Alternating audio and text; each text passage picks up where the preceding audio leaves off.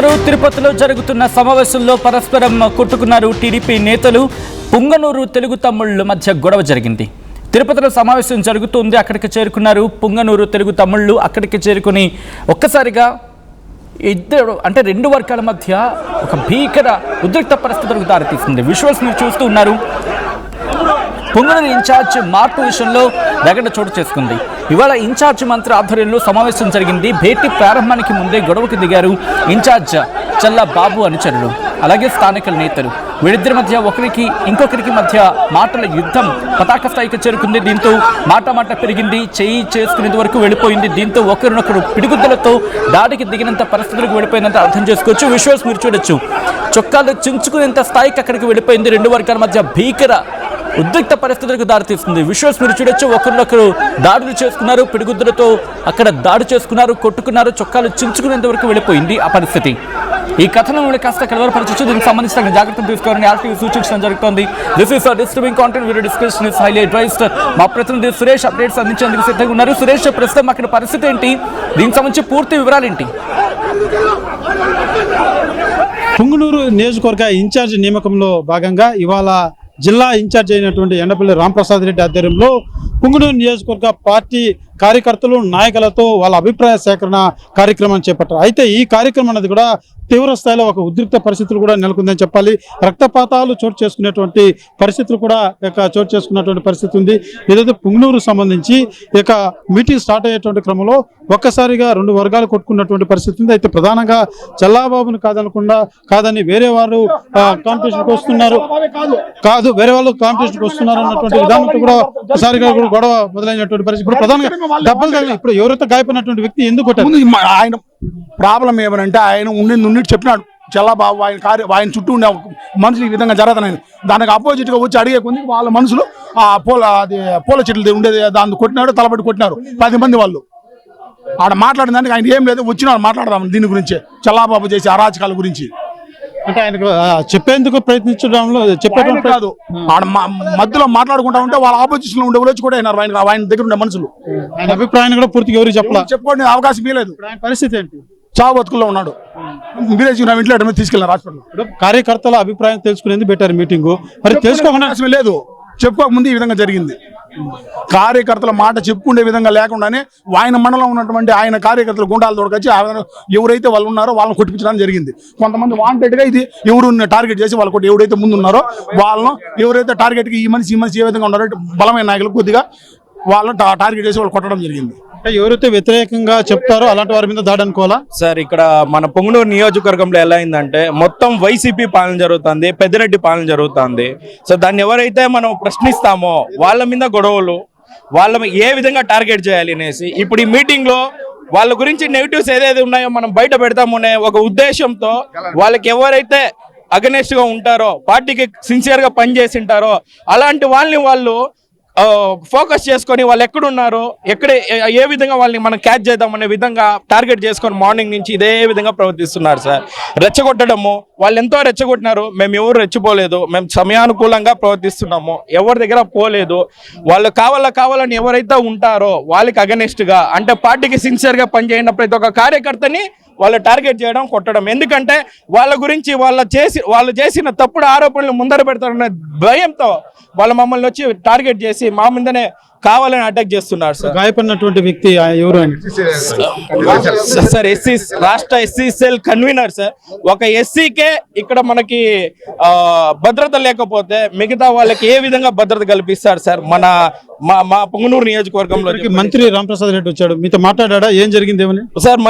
మంత్రి గారు అయితే మాట్లాడినారు సార్, చెప్పినారు నేను కేసు కట్టిస్తామనేసి. పుంగనూరు నుంచి ఒక 10 మంది పైన ఉన్నారు సార్, నేను కల్లారా చూశాను.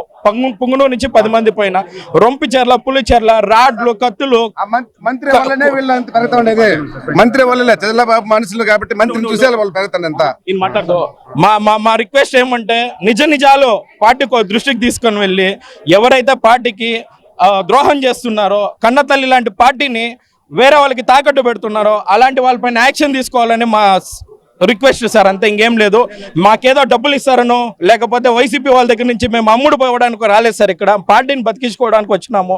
ఇప్పుడు కూడా మా రిక్వెస్ట్ ఒకటే, మీ వల్ల అయితే పుంగనూరులో తెలుగుదేశం పార్టీ ఇంత గందరగోళంలో మీ మాటలు మీ అభిప్రాయాలు సేకరించేటువంటి పరిస్థితిలో ఉందంటారు ఇక్కడ సార్ 200% లేదు సార్.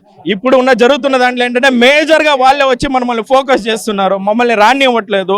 లోపలికి పెడితే రారా, బయటకు రారా, కొడతా నా కొడక అంటున్నారు. మేము ఏ విధంగా లోపలికి వెళ్ళాలి? ఒక మంత్రి గారు, మాకు ఇన్ఛార్జ్ గారు, పార్లమెంట్ ఇన్ఛార్జ్ గారు, ఇంతమంది ఉన్నా వీళ్ళు ఇంత దౌర్జన్యం చేస్తా అంటారు. అంటే అది వైసీపీ వాళ్ళు ముందర దౌర్జన్యం చేసి అంత దమ్ము లేదు సార్ వీళ్ళకి. వాళ్ళ దగ్గర ప్యాకేజీలు తీసుకుంటారు. టీడీపీ వాళ్ళ మీద ఒక టీడీపీ ఓటు వచ్చేసి ఇంత టార్గెట్ చేస్తున్నారు. అంటే మరి ఏ విధంగా ఉంది మాకు రక్షణ అనేది మీరు దృష్టి తీసుకోవాలి సార్. ప్రధానంగా ఇక్కడ పార్టీ కార్యకర్తలు నాయకుల యొక్క అభిప్రాయాన్ని సేకరించే దిశగా కూడా ఈ మీటింగ్ అన్నది కూడా ఇక్కడ కండక్ట్ చేయడం జరిగింది. అయితే ప్రధానంగా ఇక్కడికి వచ్చినటువంటి ఉదయం ఏదైతే తమ్మలపల్లి నియోజకవర్గం సంబంధించి మీటింగ్ సమావేశం జరిగింది. తర్వాత పుంగనూరు సంబంధించి కూడా ఈ యొక్క సమావేశం ప్రారంభమైనటువంటి నేపథ్యంలో ఒక్కసారిగా ఈ యొక్క ఉద్రిక్త పరిస్థితులు కూడా దారితీసిందని చెప్పలేదు. ప్రధానంగా కేవలం ఆ పార్టీలో సంబంధించి ఏదైతే ఈ యొక్క అభిప్రాయాలు తెలియజేసేటువంటి అంశాన్ని అక్కడ ఉన్నటువంటి వారు ఒకరికొకరు వాళ్ళు మాట్లాడుకుంటున్నటువంటి తరుణంలో ఆపోజిట్ వ్యక్తులు విని అతని మీద దాడి చేసినట్టుగా కూడా తెలుస్తుంది. ఆ దాడికి గురైనటువంటి వ్యక్తి కూడా ఎస్ఎస్ఎల్ ప్రధాన కార్యదర్శిగా కూడా, రాష్ట్ర కార్యదర్శిగా కూడా తెలుస్తుంది. అదే కాకుండా ఇక్కడికి వచ్చినటువంటి మీడియా మీద కూడా అతి దారుణంగా కూడా దాడి చేసినటువంటి పరిస్థితి. ఇక్కడ కొంతమంది మీడియా వ్యక్తులు కూడా చూడొచ్చు, మొత్తం కూడా రక్తాలు చిందే విధంగా కూడా మీడియా మిత్రుల మీద అంతా కూడా దాడి చేసినటువంటి పరిస్థితి. చెప్పండి, ఎందుకు మీరు ఏ క్రమంలో దాడి జరిగింది అక్కడ?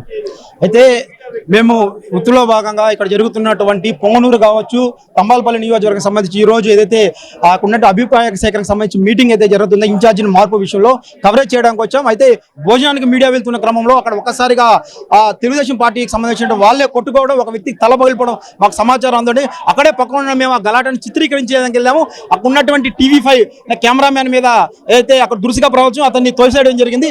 దాన్ని నిలదీసేదానికి వెళ్ళినట్టు మా పైన విశిష్టరహితంగా అక్కడ ఉన్నటువంటి తెలుగుదేశం పార్టీకి సంబంధించినటువంటి ఒక వ్యక్తి తీవ్రంగా గాయపడడం జరిగింది. ఆ క్రమంలో నా షర్టు చించి నాకు బ్లడ్ వచ్చే విధంగా కొట్టడం, నాతో ఉన్నటువంటి మీడియా ప్రతినిధులు కూడా సరే పిడిగుద్దులు కుద్దడం జరిగింది. మీరు చెప్పిన ప్రధానంగా ఏదైతే కవరేజ్ వచ్చినటువంటి మన మీదే దాడి చేయడం అన్నది కూడా ఏదైతే అక్కడ వారు కొట్టుకుంటున్నటువంటి అంశాన్ని మనం తెలియజేస్తే మన కవరేజ్కి వెళ్తున్నాం. మీడియా మీద దాడిని ఎలా చూడాలి అంటే ఇక్కడ ప్రైవేట్ హోటల్లో జరిగిన టీడీపీ 2 నియోజకవర్గాలకు సంబంధించిన కార్యకర్తల సమావేశం నాటకీయ పరిణామంగా చెప్పాలి. ఎందుకంటే 2 వర్గాలుగా విడిపి పొంగనూరుకు సంబంధించిన ఆ యొక్క పార్టీ నాయకులు ఒకరిపై ఒకరు దాడి చేసుకున్న క్రమంలోనే దాన్ని కవరేజ్ చేయడానికి వెళ్ళిన మీడియా పైన వారు ఒక్కసారిగా దాడికి ప్రయత్నించారు. దీన్ని ప్రశ్నించిన అంటే TV5కి సంబంధించిన ఓ కెమెరామెన్ ని, అదేవిధంగా సిటీ 24/7 కెమెరామెన్ రిపోర్టర్ పైన కూడా దాడి జరిగింది. ఈ దాడిని ప్రశ్నిస్తున్న క్రమంలోనే తమ పైన తీవ్రంగా దాడి చేసి తమ చొక్కాలు కూడా చింపేయడం జరిగింది. అంటే పూర్తిగా ఇదంతా ఉద్దేశపూర్వకంగానే మీడియా పైన దాడి చేశారని చెప్పి కూడా మేము భావిస్తున్నాం. ఎందుకంటే ఈ కవరేజ్కి పిలిచి మమ్మల్ని కవరేజ్కి పిలిచారు. కవరేజ్ చేస్తున్న క్రమంలోనే 2 వర్గాలుగా విడిపి ఒకరిపైన ఒకరు దాడి చేసుకోవడానికి కూడా మేము చిత్రీకరిస్తున్న నేపథ్యంలోనే మా పైన ఈ దాడి జరిగింది. పూర్తిగా దీనికంతా కూడా కారణం ఎవరైతే ఉన్నారో ఆ యొక్క రొంపిచెర్ల మండలానికి సంబంధించి వాళ్ళు ఎవరైతే ఉన్నారో చల్లాబాబు అనుచరులు దాడి చేశారని చెప్పి కూడా చెప్తున్నారు. ఎవరైనా కానీ దీనిపైన పూర్తిగా పోలీసులు విచారణ చేసి దర్యాప్తు చేసి కూడా జర్నలిస్టులు జరిగిన అన్యాయాన్ని కూడా వాళ్ళు ఖండించి తీవ్రంగా వాళ్ళని ఎవరైతే దాడి పాల్పడిన వాళ్ళని కూడా శిక్షించాలని చెప్పి మేము మీడియా ప్రతినిధులుగా డిమాండ్ చేస్తున్నాం. ఏదైతే ప్రతి ఒక్క జర్నలిస్ట్ కూడా రక్తాలు కారే విధంగా కూడా దాడి చేసినటువంటి పరిస్థితి చూడొచ్చు. రక్తాలు ఏ రకంగా చిందాయో జర్నలిస్టుల పైన సైతం ఈ రకంగా రక్తం చిందేలాగా దాడి చేయడం అంటూ ఏమైనా చర్య అంటూ కూడా జర్నలిస్ట్ సంఘాలంతా కూడా ఖండిస్తున్నటువంటి పరిస్థితి. కెమెరామెన్ల మీద కూడా ఏదైతే కెమెరాలన్నీ కూడా పూర్తిగా ధ్వంసం చేసేందుకు కూడా ప్రయత్నించినటువంటి పరిస్థితి. చెప్పండి, ఏ రకంగా మీ మీద దాడికి ప్రయత్నించారు? ఇది వాళ్ళ ఇంట్లో ఫంక్షన్ కాదు, ఇది ప్రైవేట్ ప్రోగ్రామ్కి వచ్చారు. వాళ్ళు కొట్టుకోవాల్సింది పోయి మనం మీడియాని మనం తీస్తా అంటే మన పైన దాడి చేసి మనం రక్తాలు వచ్చేటట్టు కొత్తారు. తీవ్రమైన హెచ్చరికగా వాళ్ళకి చెప్తున్నాము. బాలేదు ఇది మాత్రం. ప్రధానంగా ఇక్కడికి వచ్చినటువంటి పార్టీ క్యాడరే కాదు, ఏదైతే పార్టీ సంబంధించి ఎవరైతే ప్రస్తుతం ఉన్నటువంటి ఇన్ఛార్జ్ సంబంధించి కూడా ఏదైతే ఆయనకు వ్యతిరేకంగా కూడా కొంతమంది మాట్లాడుతున్నారన్నటువంటి నేపథ్యంలోనే వారి మీదకి దాడికి చేసినటువంటి నేపథ్యం. ఇదే క్రమంలోనే అక్కడ ఉన్నటువంటి మీడియా కవరేజ్ చేస్తున్నటువంటి మీడియా మీద దాడి జరిగినటువంటి పరిస్థితి. చెప్పండి, ఏ రకంగా చూడాలి ఈ దాడి? మీడియా మీద దాడి అంటే అత్యంత దారుణంగా ప్రవర్తించారని చెప్పాలి. మీకు గొడవలు ఉంటే మీరు కొట్టుకోండి. మీ ఇన్ఛార్జ్ సమస్య పరిష్కరించుకోవడానికి మీరు ఒక సమావేశం ఏర్పాటు చేసుకున్నారు. ఒక మీడియా ప్రతినిధులుగా మేము దాన్ని కవర్ చేయడానికి వచ్చాం. అలాంటిది మీరు కొట్టుకుంటుంటే ఒక మీడియాకు సంబంధించి స్థానికంగా ఉన్నటువంటి రిపోర్టర్ గా మేము కవర్ చేస్తాం. అలాంటిది మీరు ఎలాగా దాడి చేస్తారు? ఇది ఒక ప్రజాస్వామ్యంగా మీరు ఇది వ్యవహరించే పద్ధతేనా? ఇది ఎలా దాడి చేస్తారు? అది కూడా భౌతికంగా చేతులతో విచ్చలవిడిగా దాడి చేస్తారా? ఏమాత్రం అంటే మీకున్నటువంటి గొడవల కారణంగా మీరు పెట్టుకోవాలి, కానీ మీడియా మీద దాడి చేయడం ఇది ఎంతవరకు కరెక్ట్? జిల్లా ఇన్ఛార్జ్ మంత్రిగా ఉన్నటువంటి ఆ జిల్లా ఇన్ఛార్జ్ మంత్రి రాంప్రసాద్ రెడ్డి కావచ్చు, ఇంకొకరు కావచ్చు, మొత్తం తీవ్ర గాయాలైతే ఒక వ్యక్తి ఒక కార్యకర్తకి తల మొత్తం చీలి రక్తం వస్తుంటే మేము ఖచ్చితంగా కవర్ చేస్తాం. అది మా బాధ్యత. మా బాధ్యతను కూడా మీరు చేయనీయకుండా ఉండాలి, అడ్డుకోవాలని చూడడం ఎంతవరకు కరెక్ట్? దీనిని ఎంతవరకు సమర్థిస్తాం? మేము దీన్ని ఎట్టి పరిస్థితుల్లో మేము సహించేది లేదు. ఖచ్చితంగా కూడా దాడికి పాల్పడినటువంటి వారిని అరెస్ట్ చేయాలి, అతని మీద కేసు అనేది కూడా నమోదు చేయాలి. అత్యంత దారుణంగా విద్వేషపూరితంగానే ఒక పక్కా ప్రణాళిక ప్రకారమే వారి సొంత వ్యతిరేక వర్గంతో పాటు మీడియా వారిని కూడా కావాలని దాడి చేసినట్టుగా కూడా మాకు అనిపిస్తోంది. ఏదైతే ప్రతి ఒక్కరు ఇక్కడికి వచ్చినటువంటి ప్రతి ఒక్క జర్నలిస్ట్ కూడా గాయాలు లేకుండా బయట వచ్చినటువంటి దాఖలాలు లేవు. ప్రతి ఒక్క కెమెరామెన్ కావచ్చు, రిపోర్టర్ కావచ్చు, ప్రతి ఒక్కరికి కూడా రక్తం చెందినటువంటి పరిస్థితి. ఎలా చూడాలంటే మీడియా మీద దాడిని? దారుణం ఘటన ఇది. మీరు కొట్టుకొని సావండి, మాకేం ఇబ్బందిలే. సాటి జర్నలిస్ట్ గా దాన్ని కవరేజ్ చేయడం మా బాధ్యత. ఈవేళ మంత్రుల సమక్షంలోనే జర్నలిస్టుకు రక్షణ లేకుండా పోయింది. ఓ రాయకుడు వచ్చి అందరూ చూస్తుండగానే చొక్కా పెట్టుకుని జర్నలిస్టు చితక్ కొట్టారు. వాళ్ళు ఒంట రక్తం కారేలా కొట్టారు. ఈ దగ్గరలో మంత్రులు ఉన్నారు, మంత్రుల దృష్టికి తీసుకెళ్తున్న బీసీ జనార్దన్ రెడ్డి ఉన్నారు, మండిపల్లి రాంప్రసాద్ ఉన్నారు. ఈవేళ మీడియా పైన ఇంత అమానుషంగా బహిరంగంగా దాడి చేస్తే కూడా ఏమాత్రం స్పందించకుండా పోతున్నారు. దీన్ని ఏమాత్రం వదిలే ప్రసక్తే లేదు. మేము ఇక్కడే ఆందోళన చేయబోతున్నాము. ఎవరైతే దాడి చేశారో ఆ వ్యక్తులు ఆ పేర్లు, ఆ దృశ్యాలు మొత్తం కూడా మా కెమెరాలో రికార్డ్ అయ్యండి. ఎవరైతే మొత్తం ఒక జర్నలిస్ట్కే కాదు, దాదాపు 3 జర్నలిస్టులపై దాడి చేశారు. 2 కెమెరాలు పగిలిపోయాయి. వెంటనే 2 మంత్రులు కూడా ఈ ఘటనా స్థలానికి వచ్చి దీనిపై సంజాయిషి ఇవ్వాలి. ఎవరైతే దాడికి పాల్పడ్డారో వారిపైన కఠిన చర్యలు తీసుకోకపోతే మాత్రం రాష్ట్ర వ్యాప్తంగా దీనిపైన పెద్ద ఎత్తున ఉద్యమం చేస్తామని హెచ్చరిస్తున్నాం. ప్రధానంగా 2 మంత్రులు ఇక్కడ ఉండగానే మంత్రుల సమక్షంలోనే దాడి జరిగినటువంటి పరిస్థితి. ఏ కెమెరామెన్ చూసినా కూడా గాయాలు లేకుండా ఉన్నటువంటి దాఖలాలు లేదు. కెమెరాలు ధ్వంసం చేయడం, అదే రకంగా ప్రతి ఒక్కరికి కూడా గాయాలైనటువంటి పరిస్థితి. ప్రతి ఒక్కరి మీద కూడా అతి దారుణంగా కూడా వ్యవహరించి దాడికి పాల్పడినటువంటి పరిస్థితి. ప్రధానంగా ఇక్కడ ఒకటే మీడియా పొద్దున్నుంచి కూడా ఇదే హోటల్ ముందుంది. పొద్దున్న ఏదైతే తంబలపల్లి నియోజకవర్గానికి సంబంధించి కూడా సమావేశం జరిగింది. ఆ సమావేశంలో కార్యకర్తలు ఒకరికొకరు తోపులాట జరిగింది. అప్పుడు కూడా మీడియా కవరేజ్ చేసింది. కానీ ఎక్కడే కానీ ఎటువంటి గొడవ లేదు, సామరస్యంగా కూడా సాగినటువంటి పరిస్థితి. పుంగనూరు నియోజకవర్గం ఆ పార్టీ కార్యకర్తలు, ఆ నాయకుల అభిప్రాయ సేకరణకు ఏదైతే ఇన్ఛార్జ్ నియామకానికి సంబంధించి జరుగుతున్నటువంటి సమావేశం ప్రారంభం కాక ముందే ఏదైతే ఇప్పుడు ఉన్నటువంటి ఎవరైతే ఇన్ఛార్జ్ వ్యక్తిగా ఉన్నాడో అతనికి వ్యతిరేకంగా కొంతమంది మాట్లాడుతున్నారన్నటువంటి నేపథ్యంలో వారు దాడి చేసుకుంటూ ఆ దాడిని చిత్రీకరిస్తున్నటువంటి జర్నలిస్ట్ మీద ఈ రకంగా దాడి చేసినటువంటి పరిస్థితి.